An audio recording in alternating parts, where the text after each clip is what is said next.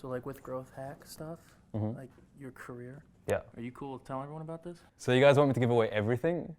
Yeah, of course, everything. Even Lucy? Yeah, definitely talk about Lucy. Hey, I'm James, and Into the camera. Hey, I'm James, and for the past few years, I've been spending an embarrassing amount of time growth hacking Facebook. In that time, I've growth hacked a Facebook page from 0 to 1.6 million likes in less than 7 months. Holy fuck, we just hit 1.6 million likes. It hasn't even been 7 months yet. I've used Facebook to raise over $500,000 on Kickstarter, all in less than 30 days. I've grown a Facebook page for a client by 250,000 new likes without spending a single cent. I've created Cardblock, a Chrome extension to hide anything Kardashian related, which received tens of millions of media impressions and national TV coverage, all for free. I've been covered by Elite Daily, Huffington Post, LA Times, Tech Insider, Good Morning America, The Today Show, and many more. I was interviewed by Ryan Holiday, the Director of Marketing for American Apparel, and Business Insider recently covered me as the 22-year-old who makes thousands of dollars every month with viral stunts. And most of my success is due to my Facebook growth hacking strategies, which I'm about to tell you.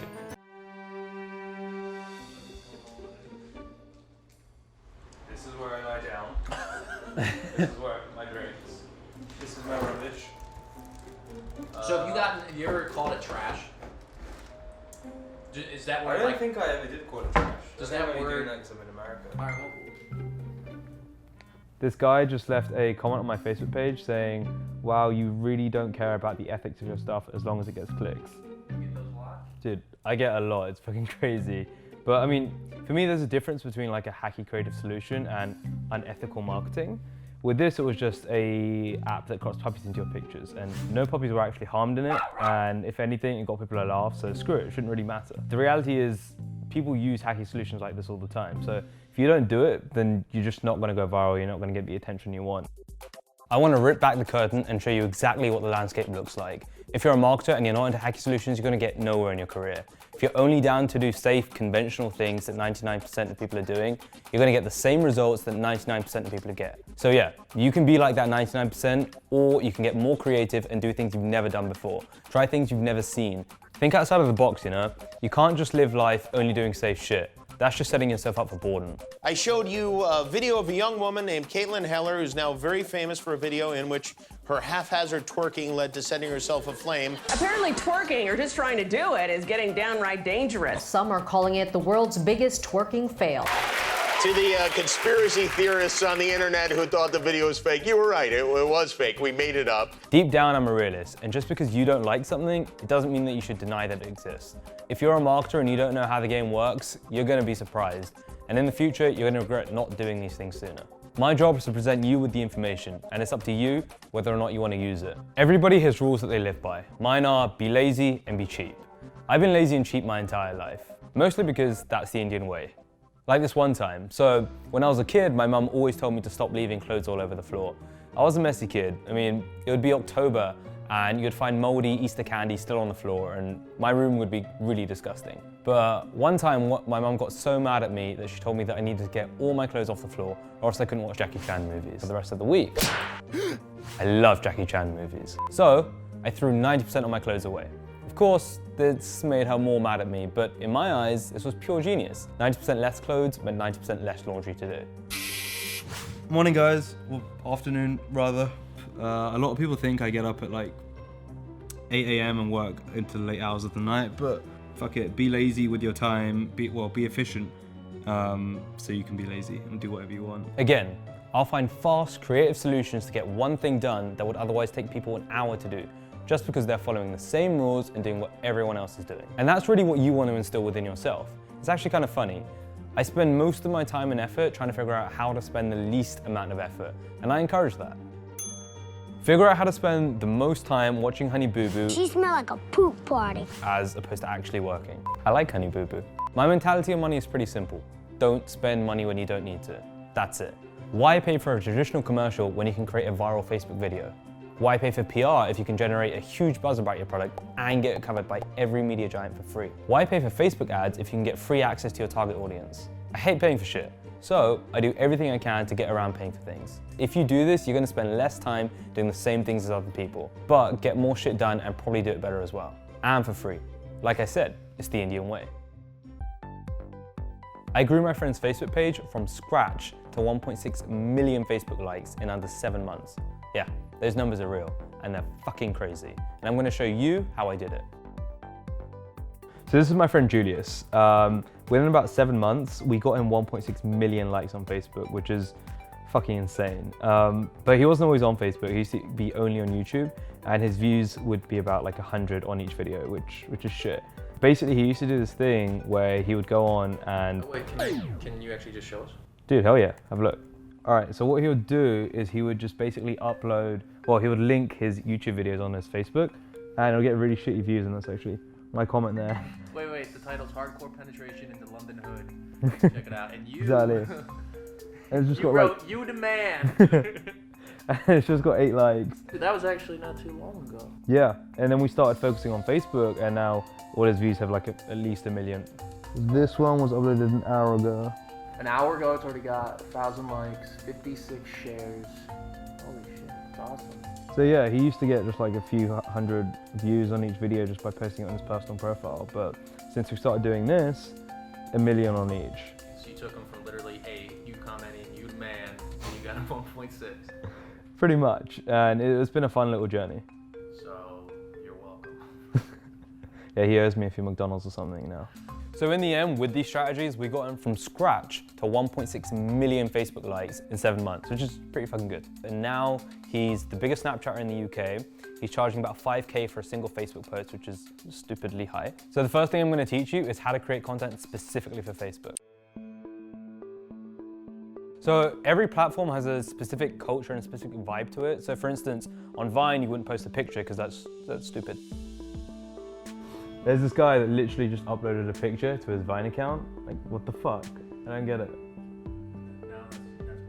No, but Vine is video, Vine is not pictures. This is so fucking weird. You would do a fun, quick video that would last 6 seconds, and chances are it would be more shouty, quicker, just more over the top and immature. But with Facebook and YouTube, it will be different. YouTube's slightly more longer form. Facebook's ideal length is around like 1 minute 45 seconds. So for everything, you need to think differently about how you're gonna say that same joke and how you're gonna deliver it. Think about what type of content's gonna work best in terms of get people to tag their friends in the most. So Facebook's all about shareability. So you wanna create content that people would wanna share with their friends and tag their friends in. So if you've got a story or a joke, you wanna somehow make it relatable enough to get people to share it. And then the ultimate goal is always for people to share your stuff and tag their friends. So take a look at these 2 different Facebook videos. One is really shitty, this one. And then the other one is optimized by my friend's Facebook. And you can just look at the difference in engagement. This one's got 10,000 likes and nearly 5,000 shares. The other one's got 105 likes and 2 shares. This is the type of engagement that you want. Bad shit, good shit, really good shit. I'm gonna walk you through my strategies. Keep in mind, I've tested each of these things a shit ton of times, and this is what really works for me. So, first things first, videos always do better than pictures. So Facebook has a strong preference in their algorithm to video. So what it means is that if you post a picture, you're gonna get less reach than you would do for a video. So an example here is Gnarbox, this company, posted a picture which ended up reaching 1,700 people. And then on the same day, they posted a video, and that video reached 22,000 people. And so you wanna be posting more video because the more reach you have, the faster you're gonna grow because more people are gonna see it, more people are gonna engage with your content. So definitely post more video. The second thing you should do is add subtitles to your videos. A lot of the time, people that are watching your videos won't be in a place necessarily that they can have the audio out loud. So that might be at school, that might be at work, that might be on the tube. You still want to be able to capture those people and engage with them. And so when they're scrolling through the newsfeed and they see subtitles, they can still get the jokes and understand what's going on and still engage with your content. So you don't want to miss out on the 80% of people that are in situations where they can't play the audio out loud. Third thing is, the content should be a 1:1 ratio. Don't be a... So this one's a rectangle and this one's a square. And for Facebook, you want to have 1:1 videos that are squares like this because they take up more real estate on the screen. Whereas the rectangles, don't take anywhere near as much space up. And so these 2 videos were posted by the same guy at similar times, and the rectangle one got only 1.3 million views, whereas the 1:1 square one got 29 million views and about 150,000 more shares than the other ones. So bigger's always better. Oh, I get it.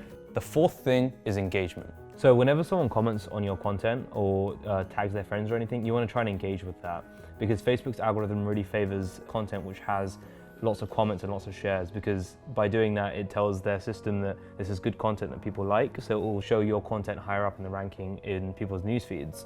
So here Julius replies to every comment, whether it be with full sentences or even just like emoji replies here. So you want to do that to create a sense of community, to encourage more people to comment, because they're seeing that you're actually looking at those comments and replying to them as well. And also because people feel mini famous as well when they get like 100 likes on their comments. So you see how Julius is replying to everything here? You want to do that because he's building that tight community of fans. The fifth thing is your title. So you probably can't tell, but a shit ton of testing went into choosing the title, from the capitalized letters to the extra R's on ever to the emoji used. And the reason is you want to try and figure out the magic sauce to what will stop people when scrolling through their newsfeed. And stuff like having that capitalized text and the emojis help do that. And the emojis can also give you an idea as to what the content is going to be like. So for your content, you want to try out different backgrounds, different font types, different emojis, and figure out what's going to stop your audience in the newsfeed to actually look and pay attention to your content, which is the end game. Sixth thing is a little bit of a bonus. This is something that I like to do, but if it doesn't fit your personality, don't do it. I like to exploit my haters. So if some douchebag posts a really stupid douchey comment, I'll take his comment, blur out his name, and then post that comment on my page. So here's an example of some hate mail Julius got. I mean, he sent in hate mail and he couldn't even spell your right or perfect right. He actually took a screenshot of this hater and uploaded it. Yeah, he captioned it, shout out to my #1 fan.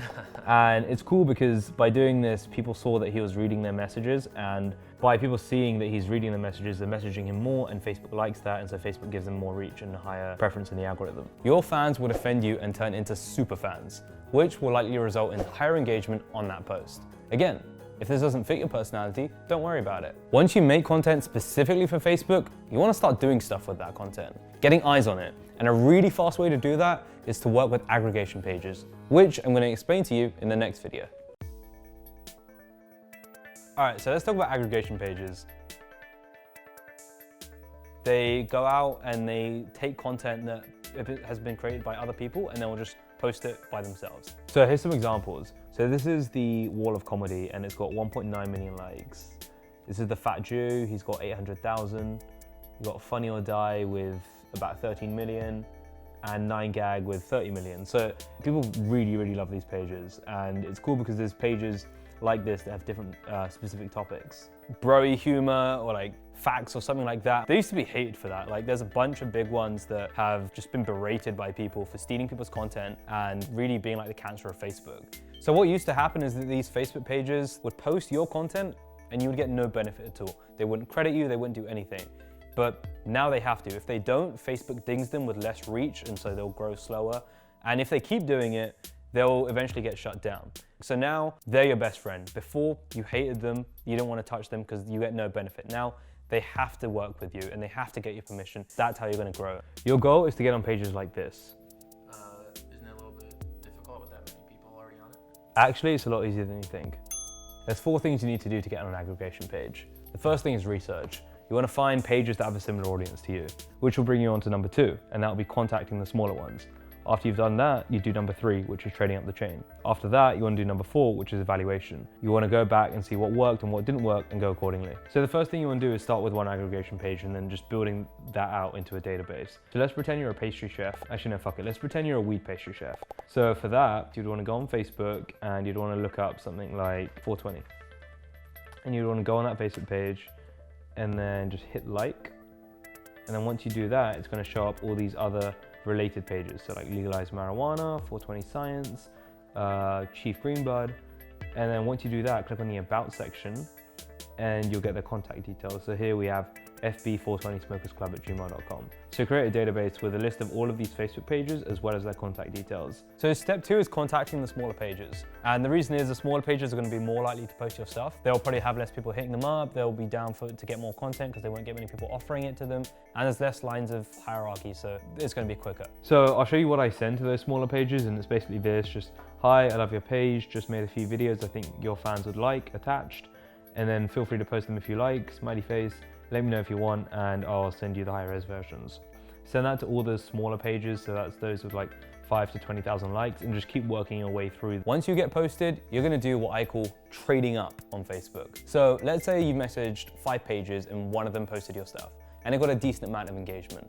So screenshot the entire part like this from here to here. And now when you message the bigger pages, you're gonna include the screenshot because this screenshot is a proof of concept. It's a case study. So message these bigger pages with your screenshot and say, look, it did well for the smaller pages, imagine what it could do for you. And do the math for them too. Be like, so if this page with X amount of likes got X amount of shares, your page with more likes could get Y amount of shares. As you get posted more and more, show your best screenshots and let them know that your content is hot shit right now. When you tell the big aggregation pages this, they're gonna wanna post your stuff because they don't wanna risk anything. They would rather use your content, which they know will work, than some random content with no proof of concept. So the last step is evaluation. You are probably doing one of 2 things wrong, or both, if you're not getting the results you want.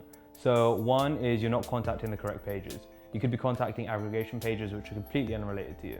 So make sure you're contacting the right pages. Number 2 is making sure that your content is actually shareable and good. So it may be that you think a joke is great, but in reality it's pretty shit or not aligned to their brand as well. So always ask yourself, is this shareable? So here's a quick recap. Create good content specifically for Facebook pages. Find smaller pages that will like your content and contact them. And then share proof of concept with the bigger pages to trade up.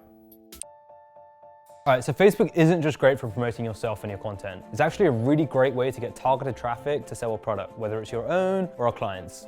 Facebook is a goldmine. So I joined a startup called Nullbox down in Santa Monica, and it was just about 5 of us, and we worked at a garage. And we would just eat McNuggets every night. And we ended up launching our Kickstarter 2 months in, and we hoped to raise about $100,000 and ended up raising about $500,000. And it was all thanks to one girl on our team. And she's a fucking delight. So she drove over 250,000 views to our Kickstarter page using just Facebook pages and Facebook groups. And without her, we wouldn't be anywhere near where we are today. And when I tell people how I did this, there are usually 2 reactions. 1, you're a genius, or 2, what the fuck's wrong with you? So be forewarned that when I tell you this, it's not for the easily offended. What? Okay. We had almost 3,000 backers. Do you know how crazy that is? 3,000 different people helped us raise money. The reality is you can drive a shit ton of traffic to whatever you want, if you use the methods I'm about to reveal to you. With great power comes great responsibility. The truth is, these methods work, so do whatever you want with this information.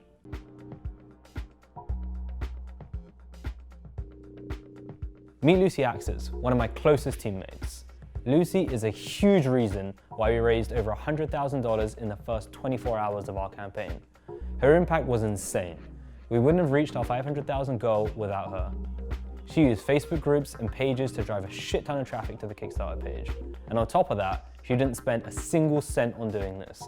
First, let me tell you a little more about Lucy. She likes Mean Girls, long walks on the beach, and she's not real. Hi, I'm Lucy, and this is my fake alias account. What the f***'s wrong with you? So you're probably thinking, why am I pretending to be a cute girl? There's 3 reasons. 1, people are more receptive to cute girls.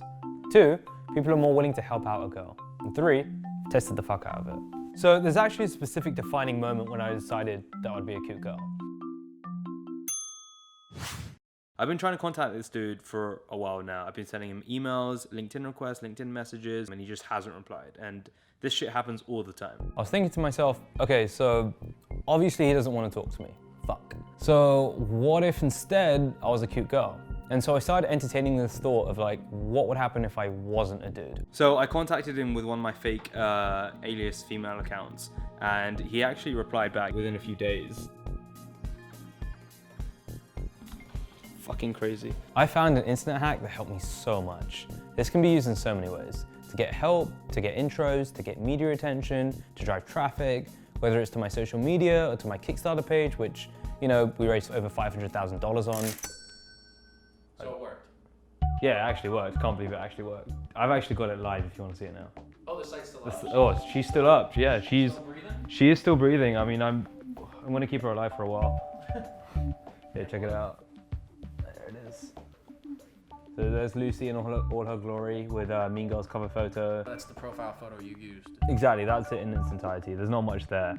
This is what you used for the Kickstarter, and how many pages you used? Yeah, so just using Facebook groups and stuff, we drove over 100,000 page visits to the Kickstarter. This is all through Lucy. Yeah, we ended up raising over $500,000 in less than a month. And this is still live. So people like reach out to her. Dude, she's still live. She still gets job offers, compliments, everything every day.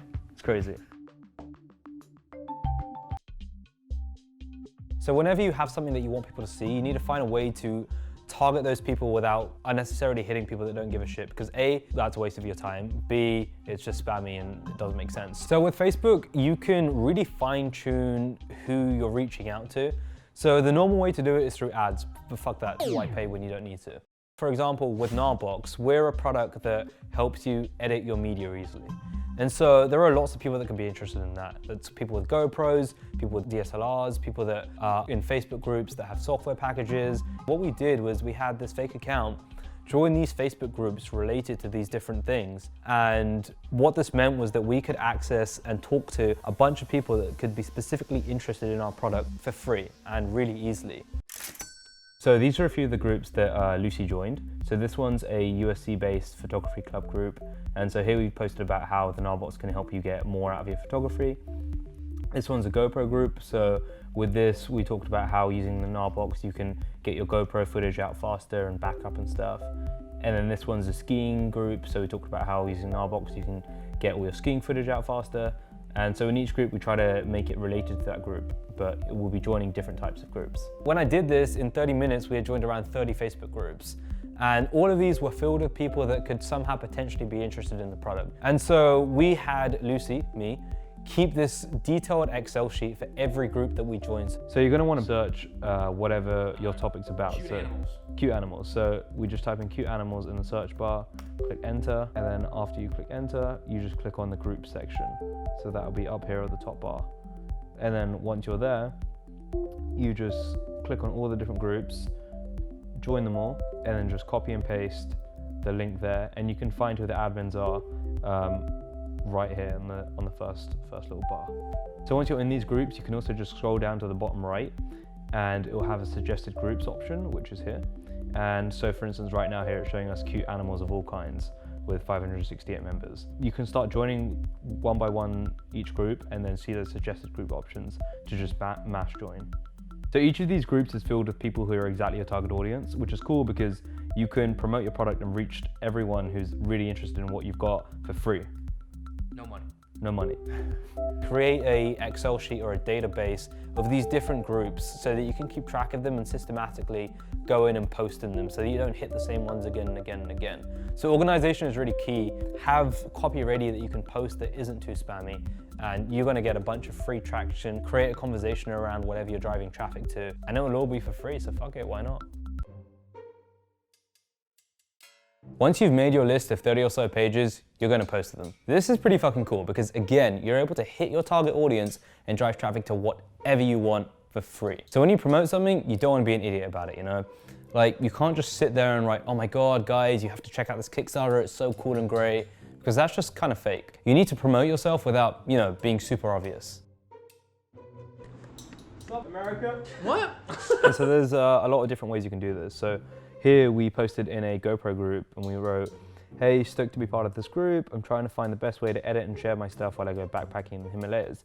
Anyone got any suggestions? My mate recommended Gnarbox. Has anyone used this? And so, you know, to the ordinary person, it doesn't seem like there's much thought behind this, but there's actually a lot of strategy and testing behind it. So here's the art of product promotion without anyone knowing that you're promoting it. One is don't be obvious about it. So with what I said, we talked about how we were looking for suggestions. So notice how we're not telling anybody to actually check out Gnarbox because it's so cool. And we're not saying, please help us with our campaign. It's never coming from us. We're asking other people in the group that have heard of Gnarbox and linking it to them and asking for opinions. So check this out. This has a whole conversation going, and this is one of our posts. People are actually talking about it, if they're gonna buy it, what they like, what they don't like. And so posting in groups like this, you can also track the links. And so from this, we got like 100 people click on that, and that's really super targeted people. So once you learn how to send that message and create like a genuine conversation, you just redo this in different groups. So imagine all these clicks and likes and engagement times 30. That's how much free reach you'll be getting. And so once you've done this first one, you want to post to another one and another one and another one until you manage to post to every single one on your Excel sheet. So to recap, the process is actually really simple. Step 1, make a Facebook account. Step 2, find groups and pages that are similar to your target audience or your product. Step 3, join those groups related to your target demographic. Step 4, promote your product.